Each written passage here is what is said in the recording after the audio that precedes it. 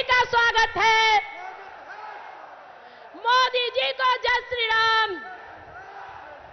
मोदी जी का वंदन है, अभिनंदन है। मोदी जी का वंदन है। अब मंच पर हमारे देश के यशस्वी प्रधानमंत्री, लोकप्रिय प्रधानमंत्री, गरीबों के प्रधानमंत्री, सभी के प्रधानमंत्री माननीय नरेंद्र मोदी जी पधार चुके हैं। मैं आप सबसे आग्रह करूंगी कि एक बार जय सिया राम के उद्घोष से मोदी जी का स्वागत करें। जय श्री राम, जय जय श्री राम। बहुत बहुत धन्यवाद।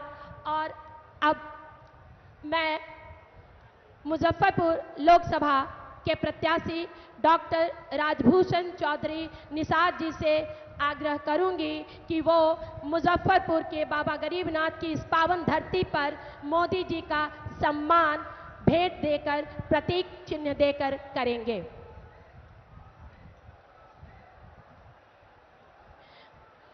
अब वैशाली की बहन बीना देवी जो लोजपा, राष्ट्रीय लोजपा की उम्मीदवार हैं, मैं उनसे आग्रह करूंगी कि वो प्रधानमंत्री का स्वागत भेंट से करें।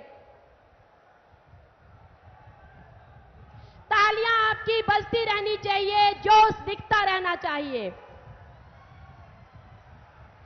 और अब मैं मुजफ्फरपुर जिला की ओर से सम्मानित करने के लिए जिलाध्यक्ष रंजन कुमार जी से आग्रह करती हूं कि वो मोदी जी को सप्रेम भेंट अर्पित करें।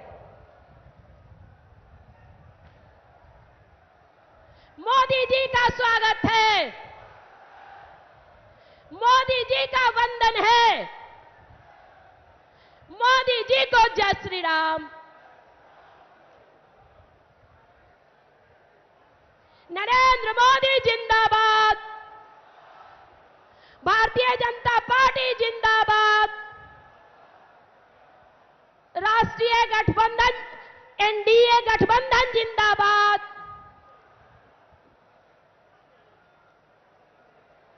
अपने प्रधानमंत्री जी को देखकर अभिभूत होती हुई वैशाली की इस पावन धरती, गणतंत्र की धरती की जनता, मुजफ्फरपुर बाबा गरीबनाथ की पावन भूमि की जनता सब उत्साहित मोदी जी के स्वागत हेतु।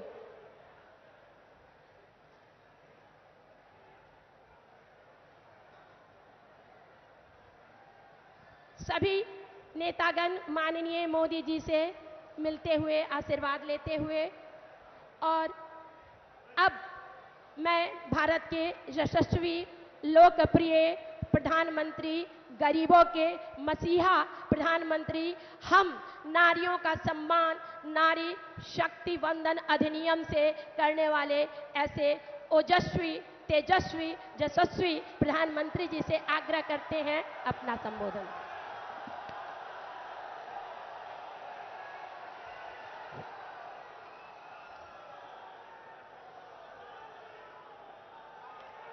भारत माता की,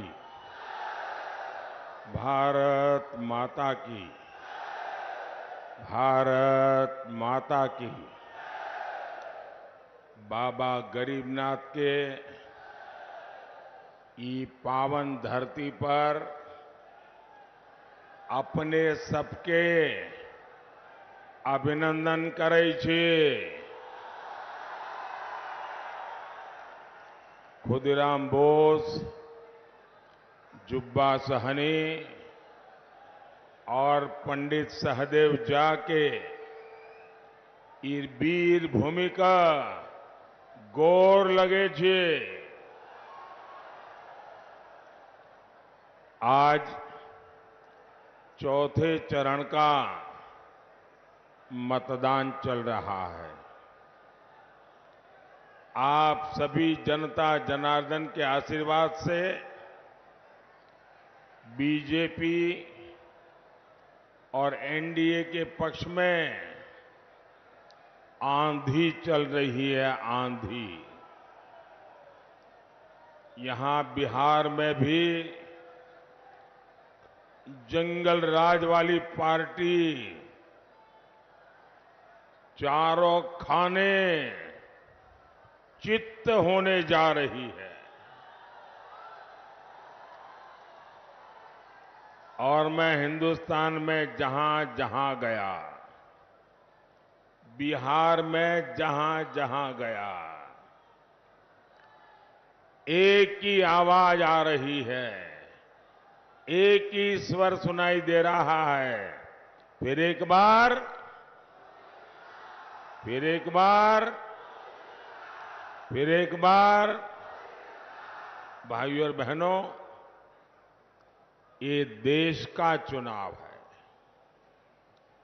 ये हिंदुस्तान का भविष्य तय करने का चुनाव है। ये चुनाव देश का नेतृत्व चुनने का चुनाव है। कौन है जिसके हाथों में हम ये देश की बागडोर दें, इसका निर्णय करने का चुनाव है। देश कांग्रेस वाली कमजोर, डरपोक और अस्थिर सरकार बिल्कुल नहीं चाहता। आप अपने मोहल्ले में भी ढीला ढाला पुलिस वाला पसंद करते हैं क्या? ढीला ढाला टीचर पसंद करते हैं क्या? टीचर भी मजबूत चाहिए कि नहीं चाहिए? जरा जवाब दीजिए ना। टीचर भी तो मजबूत चाहिए ना। मोहल्ले में पुलिस वाला भी मजबूत चाहिए ना। तो फिर देश को प्रधानमंत्री मजबूत होना चाहिए कि नहीं होना चाहिए? डरपोक प्रधानमंत्री देश चला सकता है क्या? आप कल्पना कर सकते हैं, ये लोग इतने डरे हुए हैं, इतने डरे हुए हैं, इनको रात में सपने में भी पाकिस्तान का परमाणु बम दिखाई देता है। अब ऐसी पार्टियां, ऐसे नेता जिनको रात में भी सोते सोते पाकिस्तान का परमाणु बम दिखाई दे, क्या इनको देश दे सकते हैं क्या? ऐसे लोगों को देश दे सकते हैं क्या? ये कांग्रेस के नेताओं के, इंडी गठबंधन के नेताओं के कैसे कैसे बयान आ रहे हैं। कहते हैं कि पाकिस्तान ने चूड़ियां नहीं पहनी है। अरे भाई, पहना देंगे।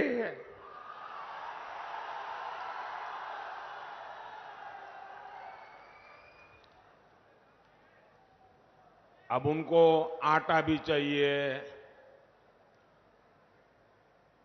उनके पास बिजली भी नहीं है। अबे हमें मालूम नहीं है कि उनके पास चूड़ियां भी नहीं है।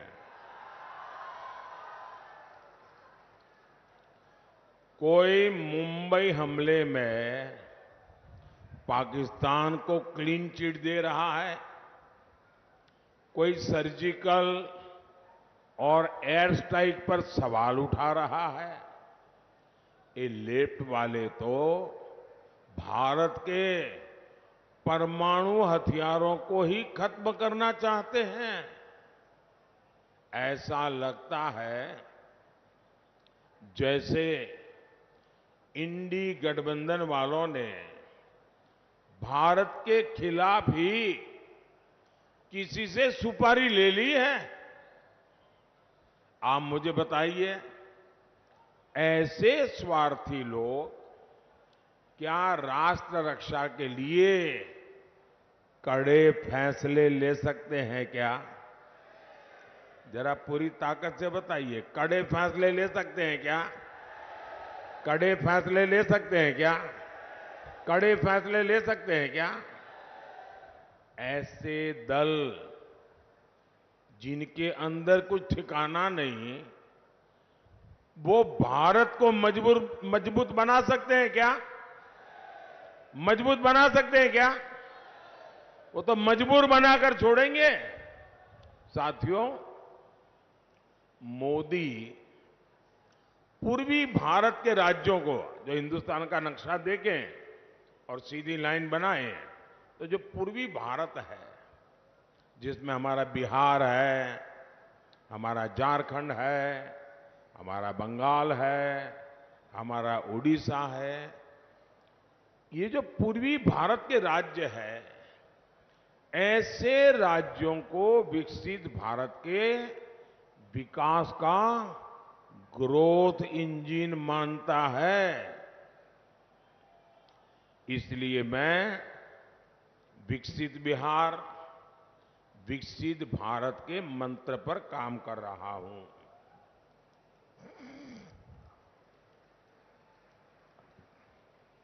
बिहार में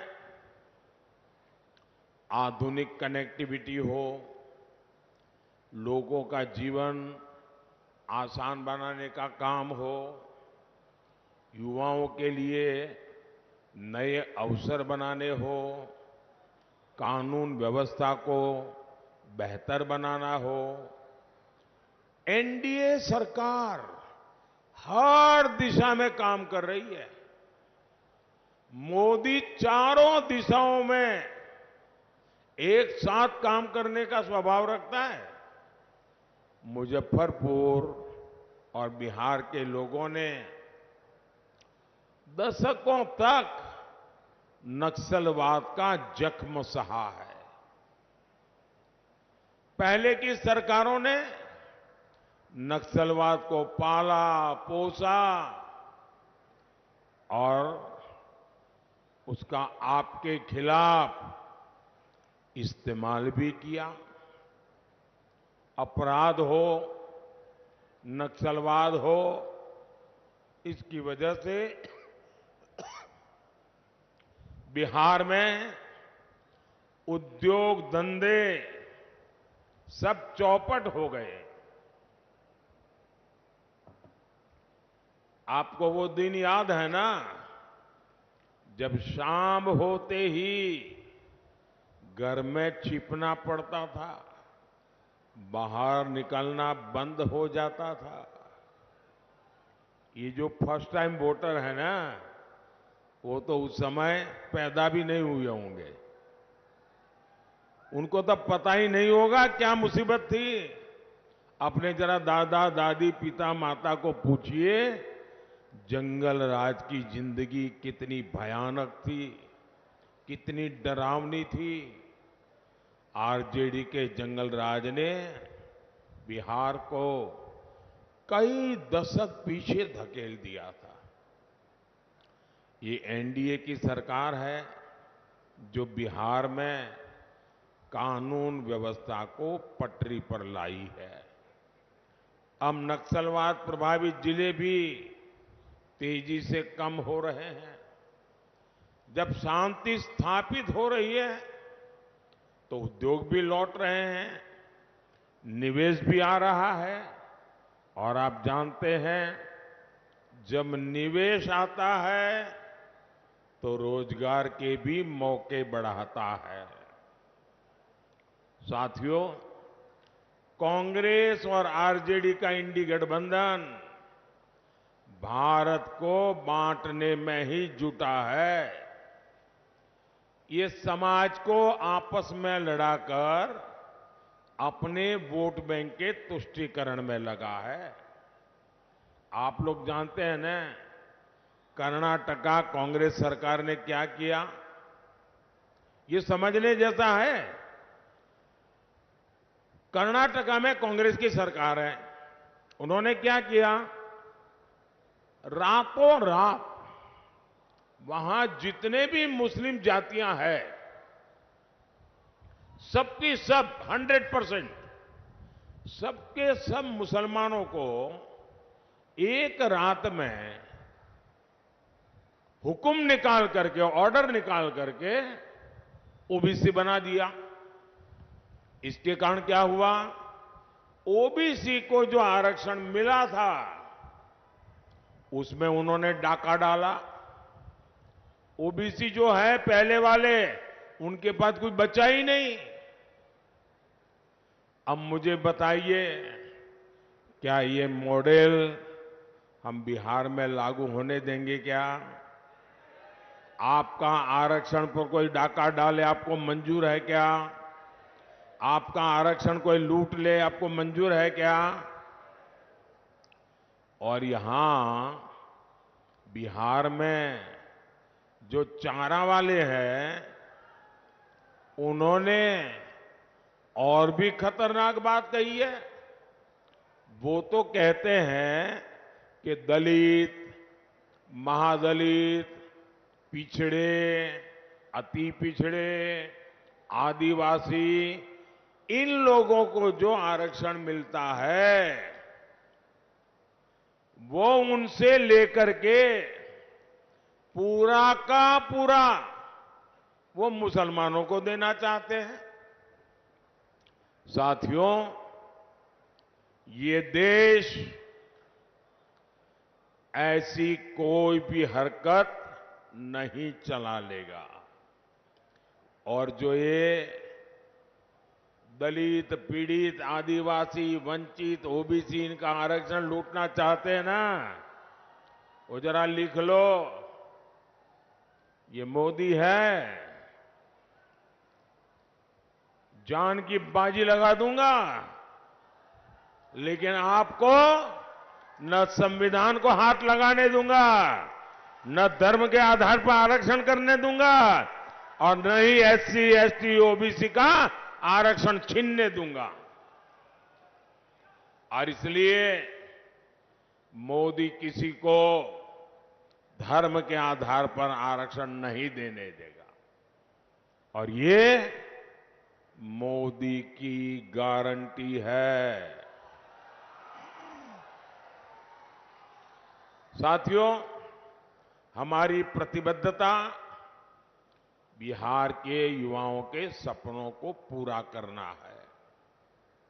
यहां नीतीश जी के नेतृत्व में लाखों सरकारी नौकरियां बिहार सरकार ने दी है, एनडीए सरकार ने दी है। केंद्र सरकार ने भी रोजगार मेलों के जरिए लाखों भर्तियों की योजना को, और हमने तो इतने सुधार किए, पहले नौकरी भर्ती में 2-2 साल तो कागजी काम चलता था, मैंने इसको कम कर करके 1 साल में 10 लाख लोगों की भर्ती करने की ताकत पैदा कर दी है। बिहार में 8 नए मेडिकल कॉलेज स्वीकृत हुए हैं। बिहार में 10,000 से ज्यादा आयुष्मान आरोग्य मंदिर बने हैं। बिहार में 400 से ज्यादा जन औषधि केंद्र खुले हैं। राज्य के गांवों में 60,000 से ज्यादा कॉमन सर्विस सेंटर खोले गए हैं। मुझे बताइए, सारा इतना हो रहा है, इसमें कौन काम कर रहा है? नौजवान को रोजगार मिले बिना एक काम होता होगा क्या? आज देश में लाखों कॉमन सर्विस सेंटर गांव-गांव चल रहे हैं। ये मेरे नौजवान नहीं चला रहे तो कौन चला रहा है? रोजगार नहीं होता तो कैसे चलता? भाइयों और बहनों, यहां बड़ी संख्या में हमारी माताएं बहनें आई हैं। आप जरा याद कीजिए, 10 साल पहले महंगाई की स्थिति क्या थी? तब एक ही गाना चलता था, और बिहार में तो बहुत चलता था, महंगाई डायन खाए जात है, महंगाई डायन खात जात है। तब महीने की 20,000 की आमदनी पर कांग्रेस सरकार आके कहती थी कि टैक्स दो।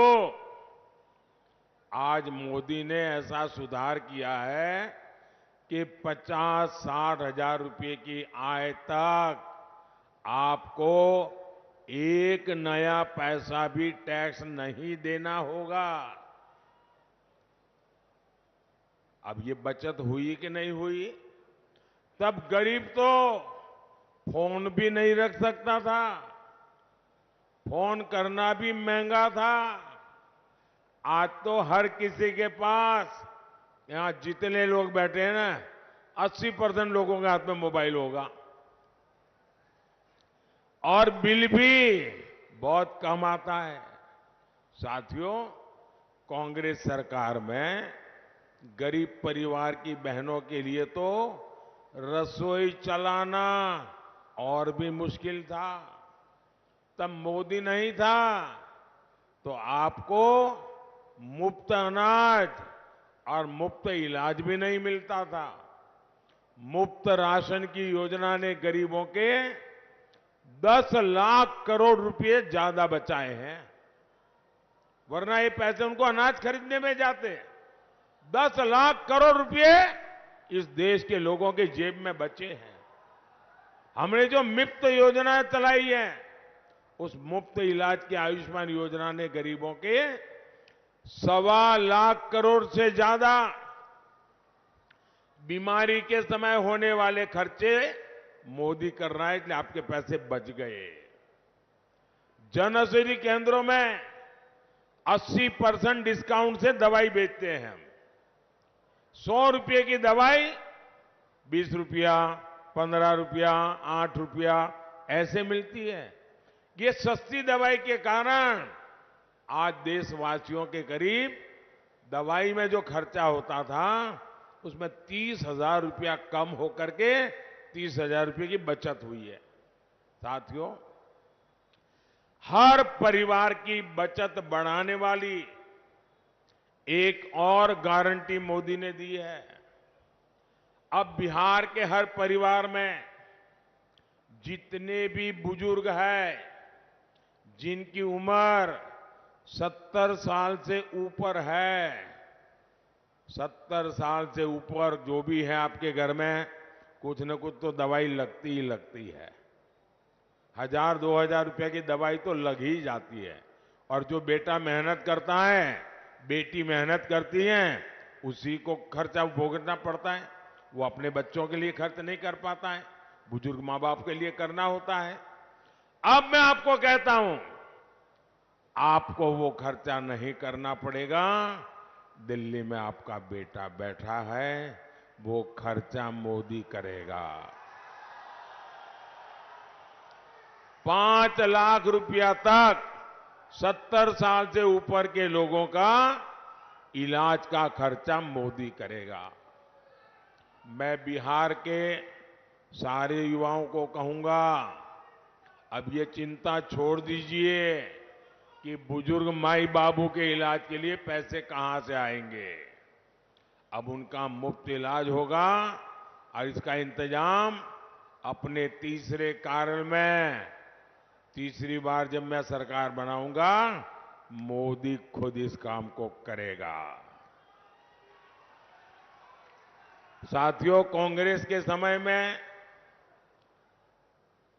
ये बल्ब आता है ना, लट्टू, एक एलईडी बल्ब 400 रुपये में आता था। मोदी ने इसकी कीमत घटाकर 40-50 रुपये कर दी। घर घर में सस्ता एलईडी बल्ब पहुंचाकर भी सरकार ने गरीब और मध्यम वर्ग की बिजली बिल में 20,000 करोड़ रुपए बचाए हैं। साथियों, मोदी ने आपका डबल मुनाफा करने वाली भी एक और योजना बनाई है, डबल मुनाफा। इस योजना से आपकी बिजली का बिल हो जाएगा 0। बिजली का बिल, जरा बोलो ना, बिजली का बिल 0। इतना ही नहीं, आप घर में बिजली पैदा करके आप हीरो बन जाएंगे। इस योजना का नाम है पीएम सूर्यघर मुफ्त बिजली योजना और उसका रजिस्ट्रेशन चालू है। सरकार ये योजना लॉन्च कर दी है। आपको भी मैं कहूंगा, ऑनलाइन जाकर के आप अप्लाई कर दीजिए। इसके तहत छत पर सोलर पैनल लगाने के लिए सरकार आपको 75,000 रुपया देगी। 75,000 रुपया। जितनी बिजली चाहिए मुफ्त उपयोग करो, बाकी बिजली सरकार को बेच दो। यानी आप घर का बिजली का बिल जीरो, ऊपर से बिजली बेच करके कमाई। ये योजना मोदी लाया है। भाइयों और बहनों, किसानों का हित एनडीए की प्राथमिकता है।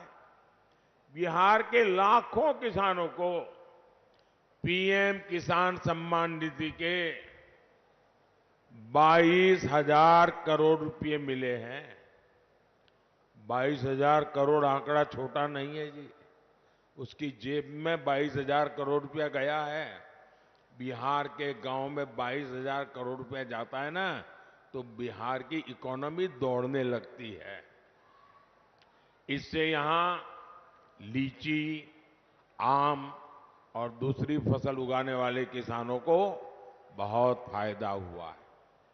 ये हमारी सरकार है जिसने मुजफ्फरपुर की लीची को जीआई टैग दिया है।